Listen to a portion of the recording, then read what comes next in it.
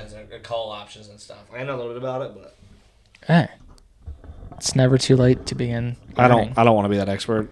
Man, the sound sounds extra clear tonight. Doesn't interest me that much. No? I mean, it does, but it's like cool. Yeah. But it's like, eh. To each their own. Yeah. All right. It's just dirty. Let's get on into it, Mr. Hazenfield. I'm ready to go. Welcome back to another episode of Unscripted Exchanges. I'm your host or co-host. It depends. And I've got another host / co-host. You're flattering me. Cole Hazenfield. You're flattering me. I'm Cole, your co-host / host / podcast connoisseur. I'm excited to be here tonight, Hayden. Thanks for joining me on another exciting episode tonight. I'm feeling like this is going to be the best episode we've put together thus far. I think it's gonna continually to get better by the amount of time we put into it. That's what I think. It's like practice, continual progress. Hey, that's what we preach here at Unscripted Exchanges. As cliche as it sounds, we just do it. Nike, if you want to. This is an old Nike shirt, but you guys could upgrade us with some swag. Hey, we've been in some talks with some local businesses. We're looking to have a partnership or two. We're working our way up, but yeah, maybe Nike someday. You never know. Or as my coworkers call it, Nike. Nike. I've got some coworkers that call it. It just bothers me so much. They're like, "You got some more Nike gear?" I'm like, "For the love, it's Nike. Nobody says Nike." Okay, I know it's proud, but anyway, I digress. So let's get into it. I think the results are in. We got some people telling us they want us to keep chirping about finance. I like that voice you just did. I don't know what kind of accent that was, but chirp, chirp. chirp, chirp, chirp. Okay, listen up. Chirp, chirp. Okay, I'm done. I had to get those last ones out. Yeah, I think we got some feedback. Thank you guys for engaging with us and providing some positive feedback and giving us, we've been asking over and over and again for you guys as an audience to, talk to us. Let us know what you want to hear. Let us know what you like, what you don't like. And a lot of good results out of our previous episode. We talked about finances. I think we talked about buying a home, but leasing or buying a car, a few other kind of things, credit card stuff. And I think tonight we wanted to kind of keep going down that hole a little bit and get into some, just some experience we've had with, personal investing, choosing any from that to choosing your healthcare plan. If you work for somebody, if you're working for yourself, we want to just, give again a few more tips and do's and don'ts and some information that we've picked up along the way. Amen to that, Cole. Do you want to kick things off for us? Well, I'll pose a question to you, Hayden, so sure. You can run with this. Okay. So I mentioned personal investing, and I use the personal investing. I don't even know if that's like a real term, personal investing maybe, but I'm saying personal investing because over the past 5 years, I think maybe less, you've had like a huge boom in the ability to invest in companies yourself and not use you not have to be either an accredited investor or a financial advisor.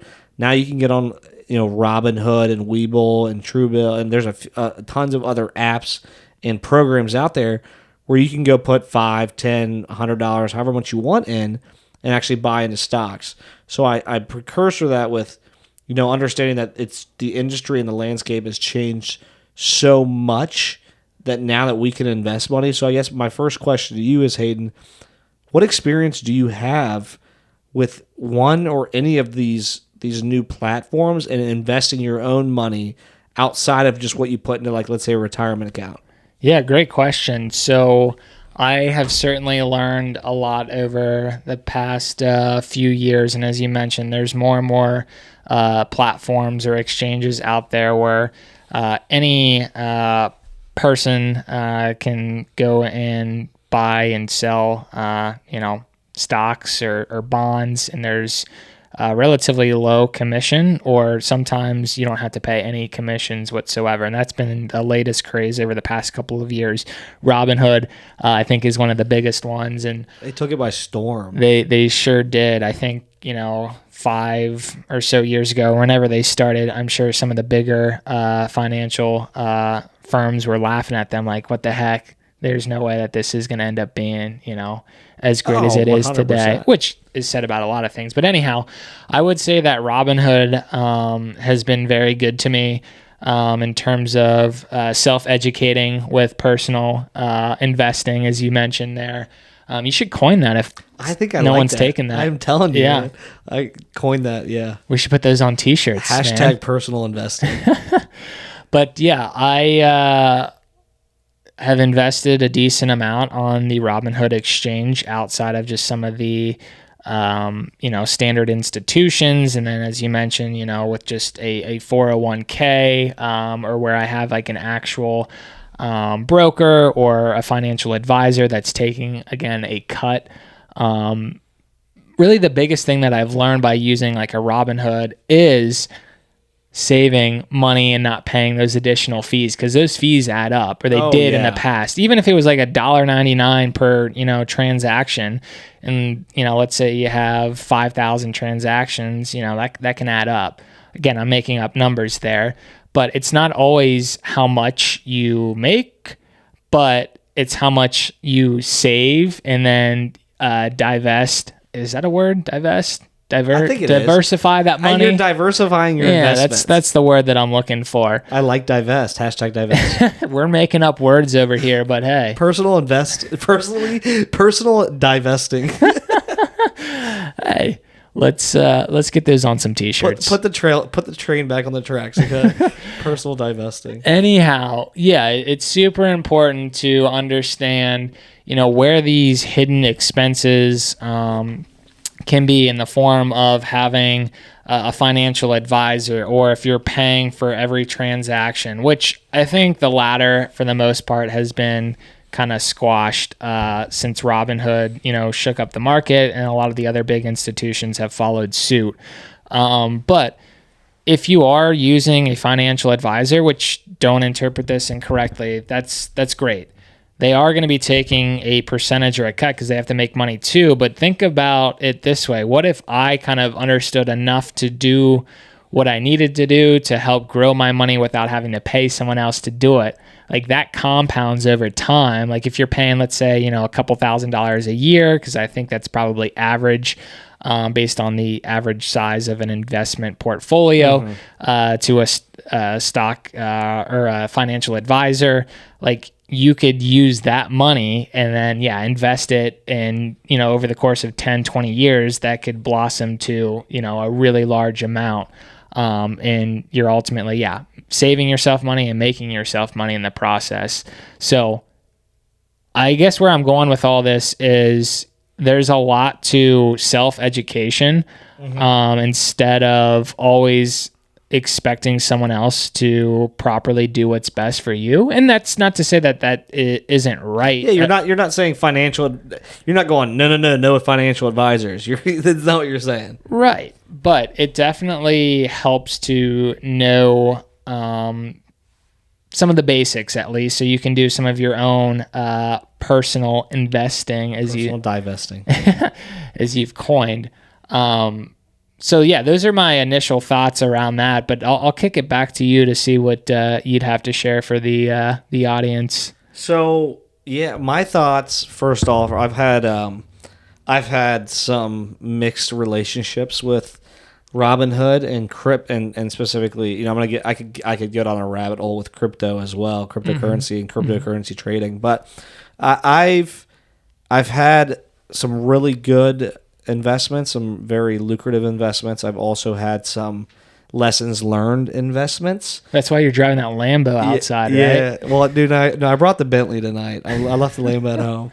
I've had some ups and downs. I know I'm up. I was up pretty big last year, but one of the things that I loved about Robinhood, and just the ability to choose those investments myself, was that I got to choose where my money went to, and I got to do my own research. So one of the things that I think we did as people, when it's out of sight, out of mind, and you could, if you go and say, I'm only going to use this financial advisor, which I 110% think there's a place for financial advisors, and for having those people that know and do this for a living and are very good at it, help manage your money. Yep. But you also have to know what to expect out of that. If you're going for slam dunks, if you're going for big returns, if you're going for high risk investments, you're not always going to find that. And there's a reason why. A financial advisor is in place to make sure you don't lose your money. They're in place to grow your money. They're paid to make sure you're growing your net worth, not losing your net worth. So understanding that, I looked at being able to say, okay, that makes sense to me. But what I liked about these personal investing platforms is that it lets you learn and see where you're putting your money, and also figure out, like, you could do it start with $5, $10. When I started investing on Robinhood, I think it was 2.5, 3 years ago, I started off really small, and I just dabbled in it. I said, okay, I'm gonna buy some of this, buy some of that, and I kind of watch it climb, 10, 12%. This is great, right? I'm up 12%. I did it myself. Okay, I'm gonna do a little bit more, and I also got the kind of experience of some of these companies. You go, okay, I'm gonna go read into this company, I'm gonna learn about what they're doing, and you also learn a lot of cool stuff that's going on outside of just what you would have never known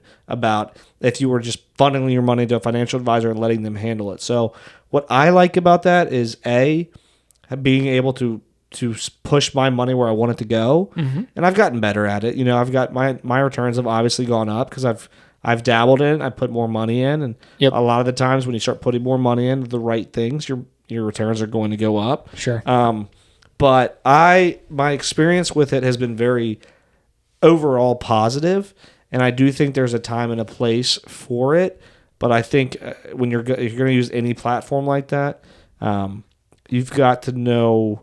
You've got to do a little bit of homework, and you've got to educate yourself if you're going to put money into somewhere. Because at the end of the day, you are saving money on fees, but you're not, unless you've got a financial background and you follow the stock market like on a regular basis, and you buy reports, or you're constantly all over it. If you're a rookie like I was, you've got to rely on diving into some of these companies, diving in these, like, you got to be able to read earnings reports and stuff like that. So I got really deep into it for a little while, but overall it was just a neat way to make decisions about my money and see that grow. But I don't. Again, it's all about diversifying too. So you're going to make some mistakes on there, and I think it makes it really easy to be able to diversify yourself and pick a few things that you think might take off. It's just a lot of fun to do too. It's just, you can't, for me, I don't use it as a end all be all. So if I'm down for a day, yeah, I've got some money in there, but it's not my life savings. So it would suck to lose, but it's kind of extra money that I put in specifically knowing I could lose it. Right. There's so many different philosophies or strategies out there. Some of the experiences that we're voicing here aren't, bulletproof. I'm sure some of the success that we each have had, as well as some of the downsides to personal financing. We're not going to get it right, but we're learning. We're trying something new. I would recommend to start small if you are going to go out and do something on your own, which I think you kind of were alluding to.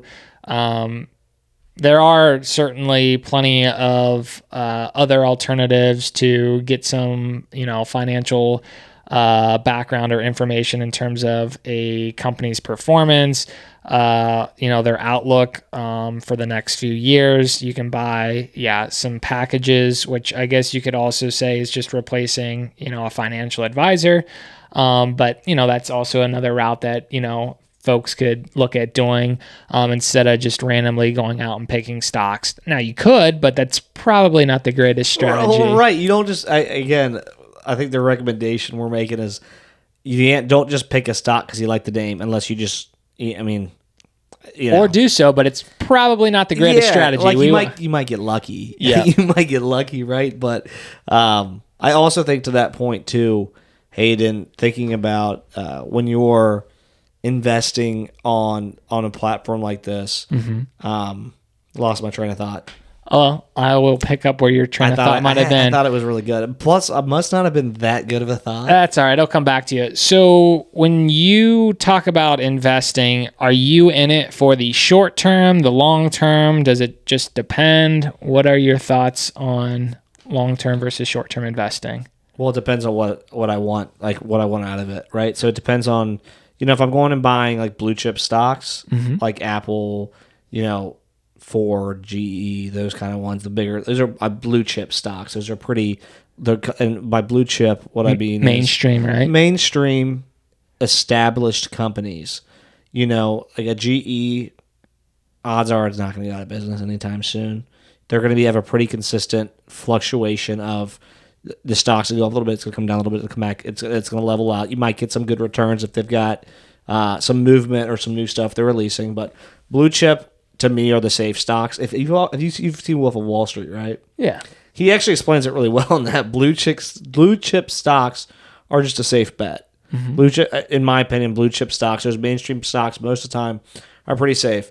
So you can go look at it that way, and then you go, okay, if I'm going to do a blue chip stock, that's kind of just like putting my money into a savings account to a degree. I'm not saying it's 100% foolproof, but it's like putting my money in a savings account. You kind of just leave it. Like it's not gonna evaporate overnight. It's not gonna evaporate overnight, and unless it's like Tesla, it's not gonna shoot up like 800% in like a day, right? It's not gonna boom through the roof, but you'll probably get like 20% return year over year, and maybe 15 to 20% as long as the company's performing well. So that's like putting it in the savings and making a little bit of interest on it. Which is like what, 20 or 200x compared to putting your money in just a standard savings account. But what I meant by the savings comment was that to me, I look at those investments as pretty safe bets. Yeah, conservative. Those are conservative. Yep. So you got those kind of, and you've got, so those are a long term play. Like when I put money in, I consistently put money in Apple. When I put money in Apple, I'm never looking at it to sell shares. I'm just looking at it to buy it in. I believe in Apple as a company. I believe in their products, and I believe in that they're going to continue to grow steadily over time. So I put money in there. I put money in there. I buy a couple stocks a month. Nothing crazy, but I've been doing it for a few years. So that's a long term. I'm going to keep buying it. That's a scheduled buy for me. What do they call that for any of the young investors where you're buying, stocks at, X price and then, it gets higher or even lower? Isn't it, I'm blanking on the term here. Talk about an option? No. Just repeatedly buying a given stock ticker. Yeah. At different prices. There's a fancy word for it. I know what you're saying. I'm blanking on it. Shoot, we're dropping the ball over here, but I wanted Cole to throw out a fancy term, and I didn't know it either. That's why I was kind of setting them up to see if he could answer it. It might come back to me. I might throw it out later. I want to say the word price shaving, but that's not it at all. It's not price shaving. What is it? It'll come back to us. Okay. Anyhow, let's get back on track. So I really want to know what it is now. Why did you do that? I'm sorry, everyone. So so I look at it like long term. I look at it, long term as in safer bets, right? Safety vehicles. Then I go, okay, you've got your companies that are really like short term buys that you might have, for me, I'm not as great about it, as busy as I've been lately, but I usually get on Twitter and I only follow like there's some people that are, traders and investors, and they might say, hey, this is something that's coming up. This company's releasing this. They crushed it in Q3. Once their earnings reports come, they're going to be, they're up 80 million. Sure. So buy it. So I might buy those. And those are kind of like, usually those are a couple months out. So those are midterm. Those are higher returns. Usually you can get like 50 or 60% returns on those. But again, those aren't super high risk. Those can be pretty good. I mean, 50, 60% is a fucking smoking. Sorry, bad word, but I just said bad word because I'm used to saying it in my house. Oh, that's so terrible. You're in the mindset of being around your children. That's dad going, bad word. I say dumb if it goes bad word. So there's those, and then there are the super risky, really don't know what term it is, investments. And, by the way, I think crypto is high risk. I think crypto is I'm going to throw a curve at you. I think certain crypto is a very low risk. I don't think Bitcoin's going away. I don't think Ethereum's going away. I think those are very safe investments. Do you know what they call those? What are you going to say? Well, it's all called cryptocurrency, but they're also referred to as altcoins that are outside of Bitcoin, Ethereum. Well, Ethereum's a mainstream coin now. Bitcoin is the epitome. They started a lot in the Silk Road. I was in Bitcoin in like 2013. Wow. I had Ben Circo, shout out Cloud9. We bought it when we were freshmen in college, and we were trying to convince my dad to just dump all of his life savings into it. He thought we were crazy. You would have been a multi-billionaire. I wish I'd have kept doing it. Yeah. Well, I sold out because this is right before we had my daughter, so I made like $1,800 because we bought it for I think $30, and then it got to like $1,500 or something.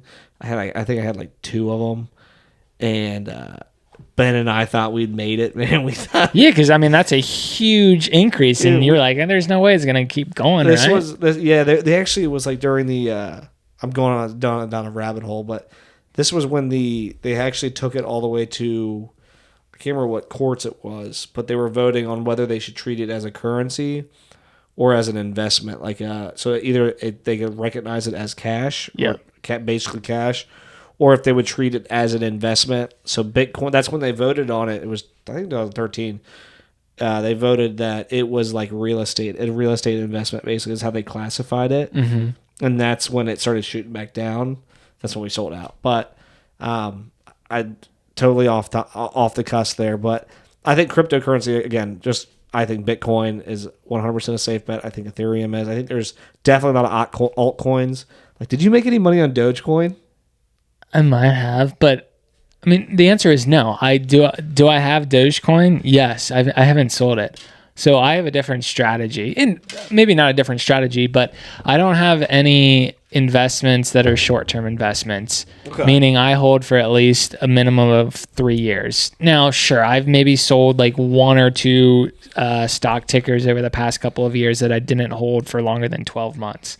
Okay. But everything that I look to invest in, I'm going to keep around for at least 3 to 5 years. Okay. Again, that's just one strategy or philosophy. Right, it's just how you do it. Yeah, that's what I prefer. And yeah, I've seen some pretty successful results, and then there's been some that haven't done so great, but that's the great thing about time. Holding. Time is your biggest friend. Well, and if you do the right research, again, and if you understand the investment you're making, like you said, as long as you give it enough time, it should come back. Right. Something that I have been noodling on, and it's something that a lot of people throw out there, is to... Did you just say you were noodling on it? Yeah, I was noodling on it. That's a term that we use in our worknoodling. Really? Yeah. I'd never heard that. Oh, really? I thought you were just giving me grief for using that word. No, I've literally never... I'm noodling right now on that. Wow. Anyways, a lot of people say, hey, I'm not going to invest in something that I don't know enough about. Stay away from stuff like that. And that really clicked with me for the longest time, and it's still kind of does, but I've been wrestling with it, I guess, instead of noodling. I love that. I don't want to maybe miss out, and I guess you could say it's FOMO, but I'm smart enough to know if there's an opportunity to make money, maybe I should do some additional research. Maybe if I don't know every little thing, it's still all right for me to take a small position in something such as cryptocurrency or a specific altcoin. Even though I don't know all the details around it, or NFTs, as we've talked about on some of our earlier episodes, I don't quite understand all the details, but I know there's a good possibility that I could make good money. I just don't know really all the ins and the outs. And is it, shame on me for not investing, or do I play that safe bet of, I don't really know everything about it or enough, just stay away from it. You gotta play your cards that you're dealt. You also gotta play to what you're comfortable with. FOMO is the biggest issue. most people have. I've always had. I with investing specifically, like if you start getting FOMO, like you got, it's dangerous, right? It's very dangerous because then you start getting emotions get in the way of it, and yeah, we've all dealt with it. Like I had FOMO with the GameStop stuff, so I jumped into it, and then it was the most stressful. Like when it popped again, it was the most stressful 4 days of my life. Because it was, I mean, literally, you're watching it every 5 seconds, and you're going, should I sell it now? Should I sell it now? What exchange did you end up purchasing on? Robinhood. And were you screwed over like a lot of people were where they froze people from selling? No, okay. no. This was. Are you still holding to this This day? wasn't the first. Do you round. have do you have diamond hands? No, this wasn't. I should. Yeah. No, this wasn't the first time. This was the. It popped. I knew some people made a lot of money on it. And then I was like, okay, I saw it drop down to $40. And I got a text message, which I'm not going to name drop on here, but I got a text saying you should buy GameStop. It's going back up again. Mm-hmm.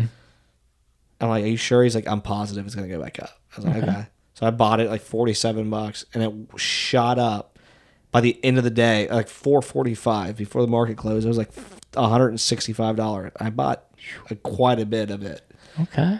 And I was like, do I sell? Do I sell? Do I sell? And he's like, no, hold it. I woke up the next morning. It was $37. And I was freaking out. I was like, just hold it. It went up and down with a $100 swing for 3 days. Yeah. I was trying to work. I'm checking my phone every 5 minutes.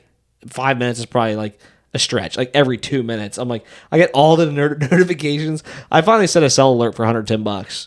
I said if it gets below 110 again, it just automatically sell. Yep. So I ended up selling it, but that was stressful for me. That was very stressful. But I think the point I was getting to is, again, the FOMO thing. Hayden 100%.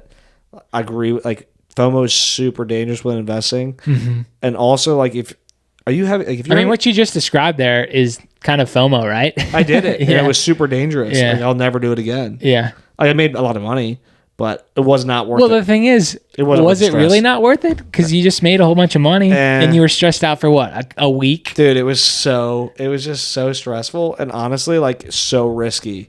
Because I really didn't know why he was. You didn't really know what was going on. No, but hey, you ended up making money. It was so risky. Yeah. I mean, it's one of those things where you're like, what? For anyone out there listening, we are not experts and we don't recommend that. No. These are opinions only, and we're sharing some of our personal experiences. But I will say, crypto to the moon. Not all crypto, not all these alt shit coins. Bitcoin. Bitcoin's going to $1 million. I 100% believe that. Wow. Okay. I think Ethereum's going to climb with it. I think Cardano. Bold. Cardano is a huge sleeper.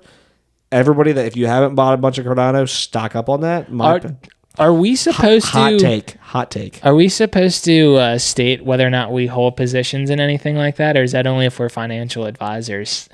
What do you mean? If you're recommending someone, I guess we didn't use the words recommend, but as you were just saying, you're bullish on some of these. Yeah. But do you have to state if you own some of those? I do. Okay. Yeah. Then we're safe. Yeah. I think. Do you know what I'm talking about though? Yeah. You can't just be go buy X, Y, and Z. It's pump and dump. This is my opinion. You don't have to go buy it, just to clear. Hey, just in case, the SEC or someone, the IRS is listening. My opinion, I'm not a financial person. Yeah. My opinion is I'm very pro certain cryptos. Okay. But I'm also not a believer in a lot of these. I've never traded altcoins. The only altcoin, because Cardano's an altcoin, but it's got a huge following, a huge base. I don't trade anything that you wouldn't be able to buy on Robinhood, really, at all. Oh, I was just about to ask. So you use Robinhood for all your crypto? I've used crypto.com too, but I've never gotten into these smaller all these extra altcoins. Never touched them. They're way too high risk for me. Don't know anything about them. Don't want to. I'm just a big believer in the core, the mainstream ones. Mm-hmm. Do you have a wallet? Yeah. Yeah. Yeah. I'm just a big believer in those, but again, I'm not telling anybody to go off the rails on this, except for Bitcoin. I'd recommend that. Just kidding, but I am a believer in Bitcoin though. I didn't want to guilt you in to anything over there, but You're making me feel guilty. hey, we specified that we are not experts, so do things at your own. I was noodling risk over here about being an expert. Okay, so what was I saying? Because you made me feel bad. I'm so sorry that I've got you thinking about a different. Oh, Dogecoin. Yeah, what about Dogecoin? What a crock of shit that was. Yeah, well, sure. To each their own, and some people made a lot of money. I say we get off this topic of crypto. I mean, I know you're passionate. I am too, but I don't know enough to. I know enough to be a little dangerous, but not like an expert. Right, and I don't want to be pushing something. And I don't want to be an expert on it. I want to know what I do know. Yeah. What I want to know and have happen is I want to have a crypto expert or an NFT expert on. Soon to come. Let's make it happen. Soon to come. Definitely. They'll educate us and anyone else that's listening. Yeah, we're not the experts. Yes. Let's do that. Yes. Okay. Yes. Drop the mic there. Let's talk about some other ways to save for health expenses. I think you mentioned HSAs. You want to lead with that? Spot on. I like that. Yeah. So honestly, this thought occurred to me, Hayden. I was having a conversation with a buddy of mine, and it was two conversations that kind of like all formed together. But one of the conversations with a buddy of mine, and we were talking about. He was switching like health plans at work, and he had he just had like a PPO, which is like a standard plan, PPO plan. Yep. And he's like, well, they offer like an HSA plan. Mm-hmm. Should I do it? I don't know much about it. And I was like, well, he's got one kid, he's got a wife, but they're young, they're super healthy, and they've got the means to do it. So I said, yeah, 100%, you should. My belief in an HSA, now again, it's all relative. Mm-hmm. If you've got super high medical expenses, maybe probably not the best bet. Right. Yep. But typically if you're younger, it's a great way to put money away tax free because it's pre-tax. Mm-hmm. So a health savings account allows you to actually you can have your employer do it. Usually that's pretty standard. If you work for somebody, the employer will actually put a portion of your paycheck away. Yep. And a health savings account is literally a bank account, just for everybody listening. It is not, it's just a specific bank account. It can only be used for medical expenses. Yes, but it's you can get a health savings account through a lot of banks. I mean, you can go to most mainstream banks have some version of an HSA, but usually your company will handle it. Yep. But you can put your money's put in pre-tax. So $50 is $50 in, $100 is $100 in. So I believe for they didn't raise it. It's $3,500 a year for an individual, and it's $7,000 or $7,500. It sounds right. Yeah, and they increase those over time too. Yeah, for a family a year. Mm-hmm. And what you do is it's basically a trade-off. So you're paying a lower premium, right? Healthcare premium. Mm-hmm. But you're basically getting. A lot of that money is being shifted and put in your health savings account. If you choose to do so, right? Choose to do so, yeah. Right. So, which makes sense. Sorry to cut in. If you're enrolled in HSA, like you'll have coverage, but you say you go to the doctor, and this is stuff people don't know. They go, oh well, I don't have a PPO, so I have to. You're still covered under insurance. Your insurance company has negotiated lower rates for you, and then you use your HSA, the money you're putting in your HSA account, to make payments. So let's go to the doctor and you have to get a checkup. All right, well you pay out of your health savings account for that checkup. You go to the pharmacy and you have to get medicine. You pay out of your health savings account for that medicine. But it's all pre-tax dollars. So again, it's just a great way to, I think, have lower monthly premiums for your saving for your health care, and also be putting money away tax free that you can use literally for whatever expenses you have going on. Yeah, so that last part there, what you're saying is there's tax benefits. A ton of tax benefits to it. Yeah, and you can also invest that account money too. I did not know that. Yep. Ooh, I'm learning something. At least that's what I'm doing with mine. Really? Yeah. Tell me more. I didn't know that. I don't know that much more. I'm not going to act like I know the ins and the outs, but yeah, I've got that money. And like you said, you can think of it as just like a separate bank account. But again, there are guidelines or stipulations for what that money can be used for. And Right. it's strictly medical expenses. Medical expenses range from, buying over-the-counter medicine, if you're going to PT, if you're going to, your doctor for just a checkup, etc. So there's a wide range, and there's an official list out there. I don't know what the website is, but anyways, the chunk of money that's sitting in that account is also, some of it at least, is being like invested and I'm making some money on top of that amount, if that makes sense. Yeah, but I don't know like what it's being. You don't know the ends. I get it, but you know that's happening. You just yeah. Oh, that's interesting. Yeah, I mean, there's so many different I feel like loopholes and things. I missed the boat on something. I think the other thing to call out, and you and I are a little bit far out from this, but if you hit a certain age, and I think it might be like that retirement age, I think you can end up taking that money and doing whatever you want with it. Now you might get taxed, but I think I'm going to use a random number. Let's say you had $10,000 in that account, like you and I. If we went and used that to go buy a car, I think we're going to get penalized like heavily, but I don't know exactly all the details. Yeah, that's interesting. I don't know either. I do know that for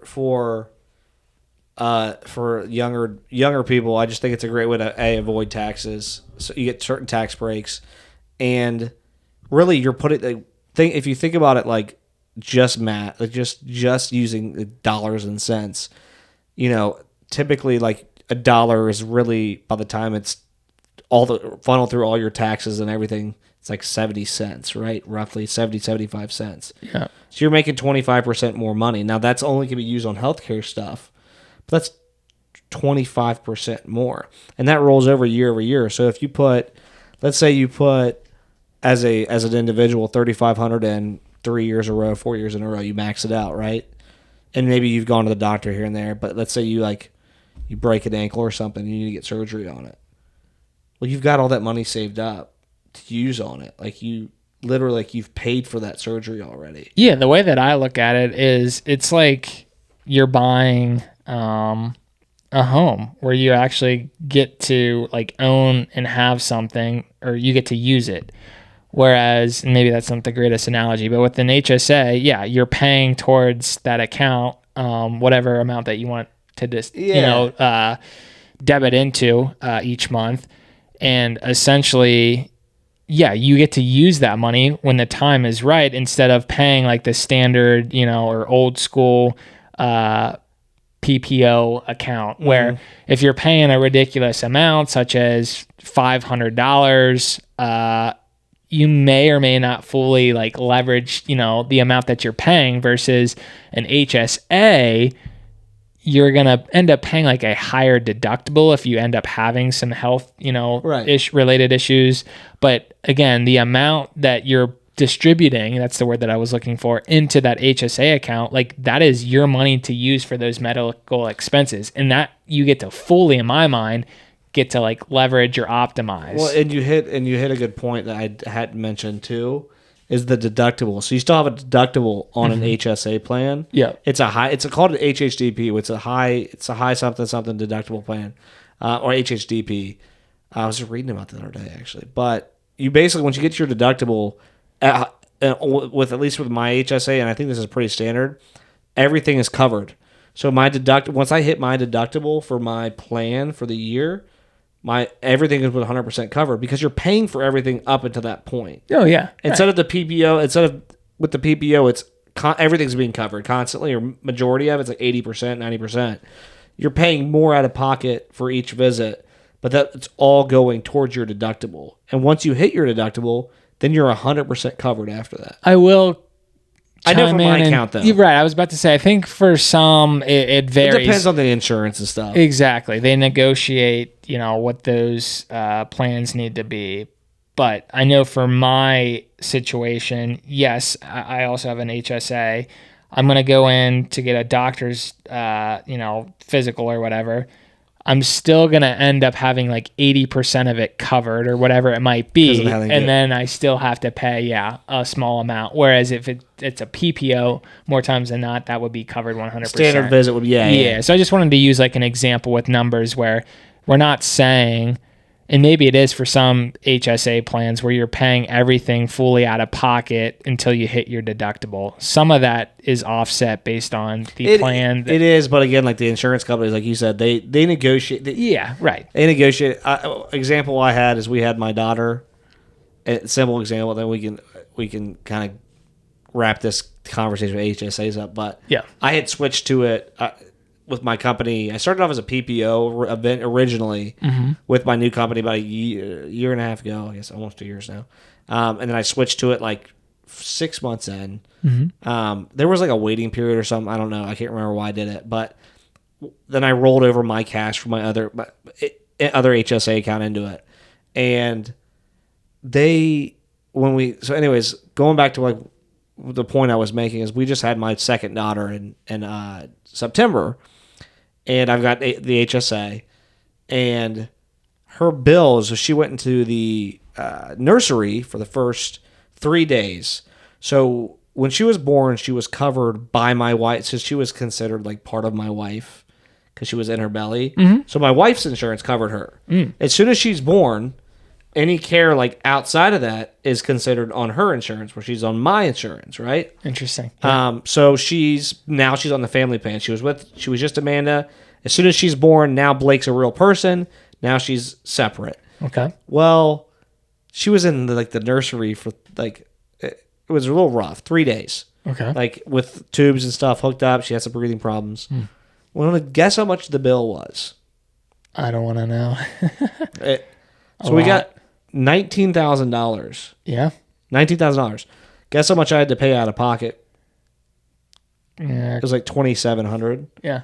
Because my deductible, I think, was like $3,500 or something like that. I'd paid some of it down already. Sure. For just visits and stuff like that.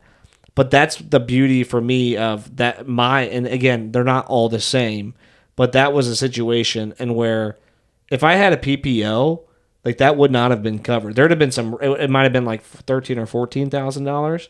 But most PPOs wouldn't cover that kind of intensive care. Interesting. Yeah. It's again, it was a situation where literally it showed like we had our bill, then it showed what was covered based. It was pretty awesome. It's like, I'm glad I don't have to pay all that. That's awesome. You got to fully leverage that. I think the main takeaway here, and as you said, we'll bounce to another topic, is look into an HSA and see if it makes sense for you.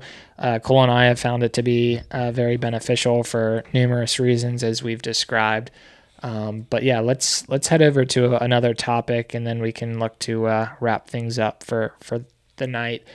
I think you and I were talking about, like, if I were to start over again, and maybe I could frame this up a little bit different, but if I wanted to go back to college, if I wanted to start a new company, like, what are the best ways to begin? Like, how do I make the right financial decisions? And I'll kind of lead with some of my thoughts, and I'll have you jump in here.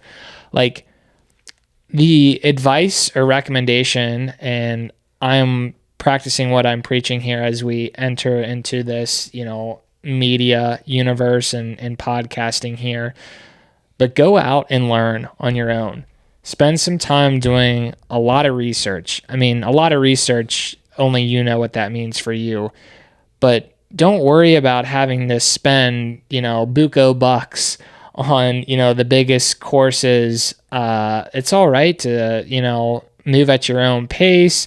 But go out there, roll up your sleeves, and immerse yourself in different types of, whether they are online classes or YouTube videos, like, learn on your own. Don't think you have to go to like a formal, again, institution like college where, I want to become a social media manager or coordinator, so I got to go spend, thousands of dollars learning how to do that. And maybe you do, but I think there's other alternatives out there where you can get just as far or more out of life by just doing things your own way and researching, meaning you're spending, countless hours watching YouTube videos. There's plenty of great content out there that is free, or at least a fraction of the price compared to, paying, for a college degree and being a social media expert. And I am ripping a little bit into, the whole college experience. And I want to also mention that college is great. Don't want anyone to get me wrong with that, but it just depends on kind of what you're doing.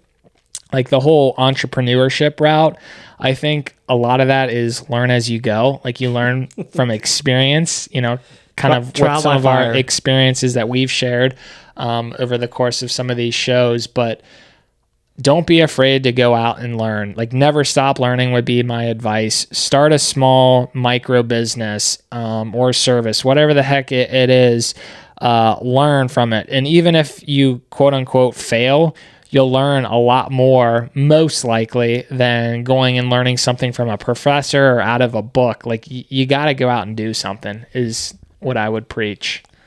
So I love everything you just said. I can't, there's some tidbits I wanted to add to that, Hayden, because I think you hit on a few very, very key points there is, you mentioned being a learner, immersing yourself. And I think part of that conversation, that idea that don't just throw a bunch of money at stuff and think that's going to solve the problem is kind of what I got out of that, or it's not going to teach you.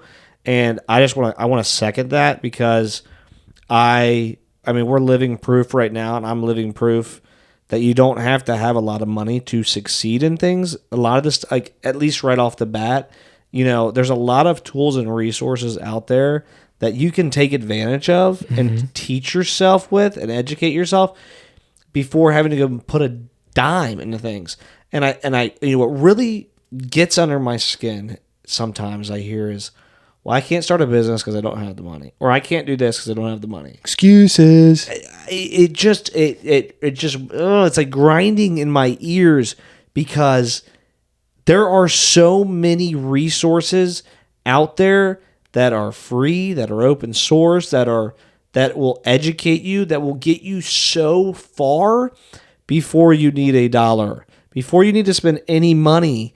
There are I could just name off 15 that we've used just for this podcast, just for unscripted exchanges. You'd be like, man, you guys must be spending boatloads of money. No, we're spending money smart. We're doing some upgrades to the studio. We're buying some good equipment, but we're taking advantage of the resources that are out there. We're educating ourselves and immersing ourselves. So again, not to be all about us. We're not perfect. We're not the best in the world. We think we're pretty awesome. Don't get me wrong. But the point, I guess, I'm seconding. I'm kind of agreeing with that and pushing the point home that if you want to start something, like, don't let the money be a thing. We live in a world, a day and age where we have the most access to, and granted, depending on where you live and what part of the world you're in, and I mean, everybody's situation is different, but generally speaking, you've got access right at your hand to how many resources just by typing in a search on Google. So again, don't use that as an excuse. I think that's just a great point to make, that if you're thinking about something, get started, and you don't have to dump a lot of money into it. I think the educational side of things, it kind of just coincides with that. Is like, I 100% think that college can be great and can be beneficial, but just because you go get a college degree doesn't mean you're going to be successful, and doesn't mean you're going to be an expert. Just because you go get a marketing degree doesn't mean you're going to be good at marketing. Just because you go get a degree in accounting doesn't mean you're going to be phenomenal at accounting. I mean, you got to put more effort in than just that piece of it. So whatever you're doing, get after it, stay after it, and educate yourself. Don't overanalyze too much either. We're not saying like go down a wormhole, but if you're going to do something, like, take a stab at it. Do it at your own pace, maybe to start off. Start dabbling in it, and maybe the more you get, the more interested you get, the more stuff you find out. You start getting those hashtag green lights. You start getting green lights and things going the right way, and I think you can see a lot of different positive results. So I just wanted to add that. Here's $20 for reinforcing my message. Thanks, You're Cole. welcome. Yeah. No, I loved everything that you added on there. Yeah, we're living in the greatest age. Now, you can pick apart, well, we're really not because of X, Y, and Z, but the main point is you have maybe not all, but a lot of information at your disposal by just literally pulling up your phone and just starting to do some homework with just Google searches like, how do I do X, Y, and Z? You can literally learn as you go. Think back 10 years ago. Like, it wasn't as easy to get the information that we can get just like this. And there's pros and cons to that. Don't get me wrong. But again, go out there, learn, never stop learning.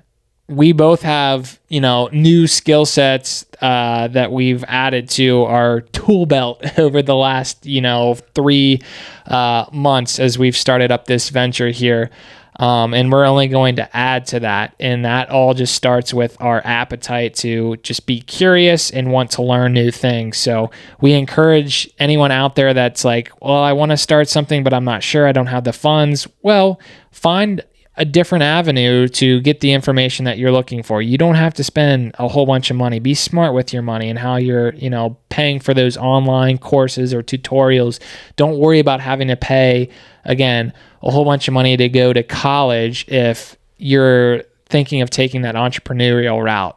Now, there are times where it's all right to do that, but just recognize that maybe that's something that I don't need to do. And the other thing that I'll add before we wrap up is if you have the option or luxury to live with your parents or, roommates, live off campus and save money, do it, because you're going to end up paying a ridiculous amount of money to live in college housing. And it's just asinine the amount of money that you're going to be paying for something to just live in a probably rundown place that's only temporary, and you can save a whole bunch of money by, living at home and not having to worry about living on campus. Now, sure, you might not have the full college experience, but college is just a blip on the radar. I got a hot take for you. Go for it. If you're a college kid and your mom and you don't have a job, you're a full-time student and your parents are helping pay, what you should do is make a deal with your parents, and if I get a less expensive place, I get to pocket the difference. Great idea. Yeah, and you can. I wish I'd have thought of that. I would have. You can work on your negotiation skills too. You can see how that goes over with your mom and dad. I love that. Well, hey, I say we wrap this one up. This was another great conversation or conversations around different aspects to financial literacy. We touched on stocks, cryptocurrency, which you and I are still learning more about, some HSA stuff.